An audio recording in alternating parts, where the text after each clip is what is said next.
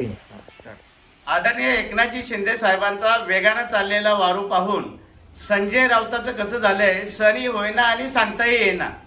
संजय राऊतासारख्या भुंकणाऱ्या, मी त्या प्रामाणिक प्राण्याचं नावही घेणार नाही, कारण तोही सारखा भुंकत नाही. संजय राऊताला माझं सांगणं आहे, अरे जरा भूतकाळात डोकव.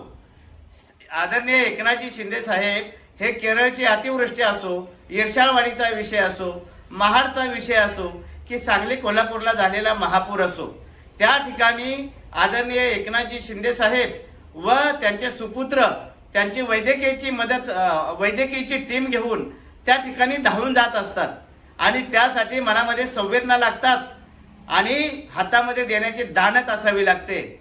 मदतीच्या वरती असलेल्या फोटोवरून बोलतोस, अरे एक गाडी पाठवलीस का तू आज मदतीसाठी? ज्या ठिकाणी पूर झालेला आहे त्या ठिकाणी एक गाडी पाठवलीस का? अरे ते जाऊ दे, लोकांना मदत करणं ही खूप लांबची गोष्ट आहे. संजय राऊता, शिवसेनेचं काम करणाऱ्या निष्ठावंत कार्यकर्त्यांना तू आज खासदार म्हणून मिरवतोयस, कधी 1,00,000-2 लाखाची मदत केलीस का? आदरणीय एकनाथजी शिंदे साहेबांमध्ये ती देण्याची दानत आहे.